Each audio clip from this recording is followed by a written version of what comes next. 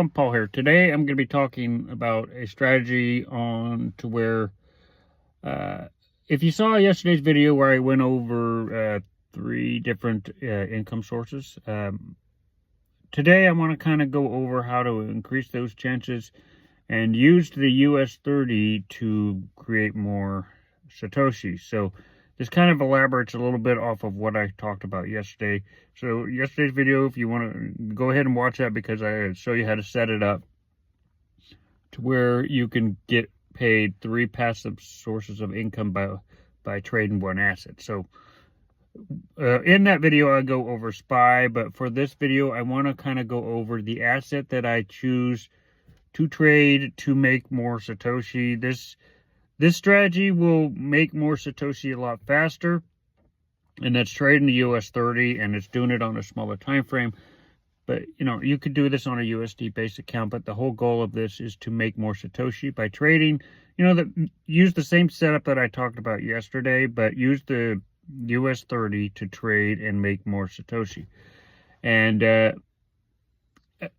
US 30 is the only asset out there that I will do on a smaller time frame.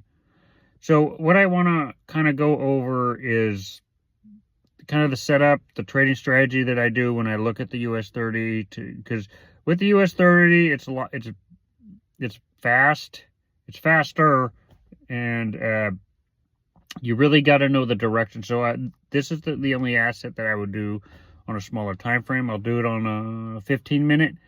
And the whole goal of this setup is to get in and out, and not stay in very long trades. So I'm going to show you the setup that I do to trade the US 30, and by doing this, it'll create you more Satoshi if your Forex account is a Satoshi based account.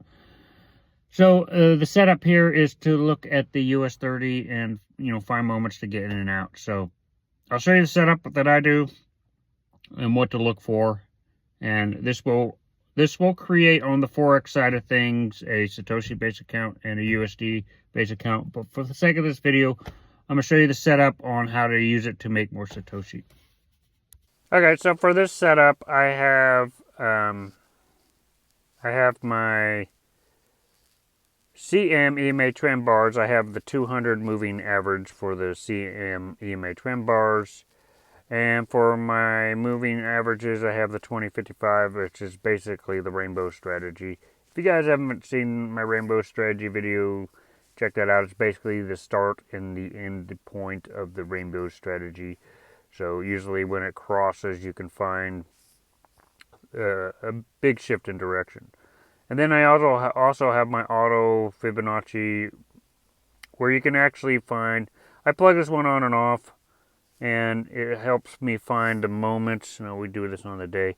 So with the auto Fibonacci here, I'll probably make another video on this, but I plug it in and I look for all support and resistance areas. I look at this on a longer time frame, and I'll just draw a line on all the moments where there's support and resistance on the day. So I would make my marks around where the candles are going. So I'll do that, and that's what I use for the Fibonacci. So I have my lines right there, and then I also have I have my MACD and then my EMA difference here, which my EMA difference is 1348. So that's basically how I go. The importance of having the MACD and looking at the MACD and seeing what the overall direction's doing. So what we could tell, and I do this on, then I'll go down to my 15-minute. I go down to my 15-minute after I have all that set up. So you have your support and resistance lines, and I look at this on a 15-minute. So what we could tell from the MACD, that it's starting to cross down, so it's starting to retrace down, and it's trying to hold this line here. It doesn't look like it's going to. It has to hold this. If it can't hold this, it's going to bounce. If it can't, it's going to come down. And it's going to come down all the way to here, to the next level of support here. And we can see from the MACD that it looks like it's going to be going down. And we also see this with the 1348. We see the signals getting weaker.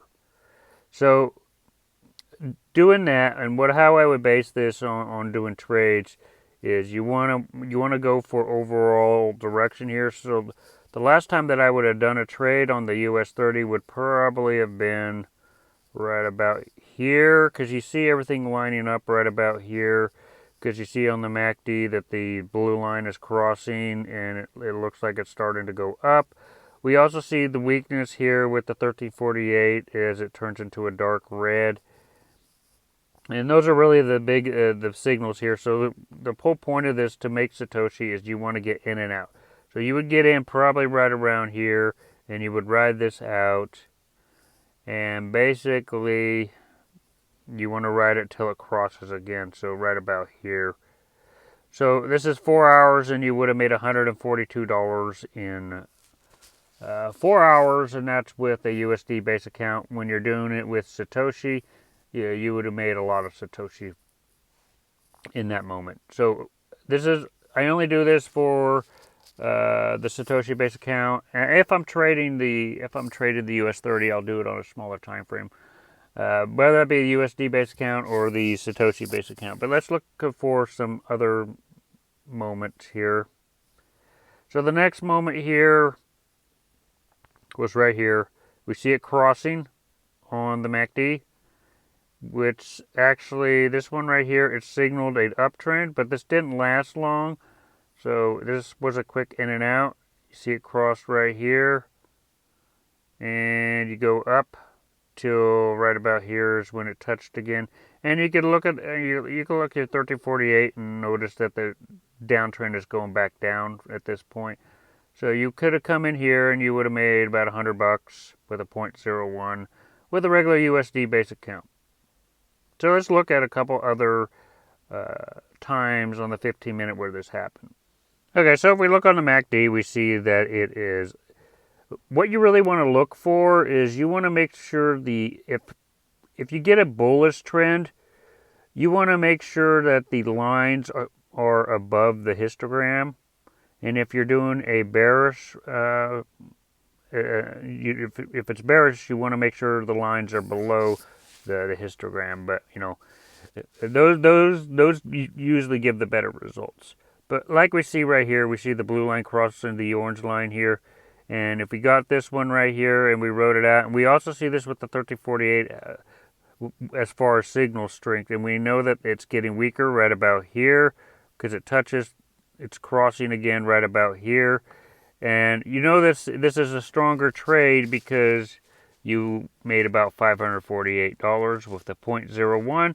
And if you're doing this with a Satoshi base account, you would have made a lot of Satoshi in that trade. Let's do a couple more.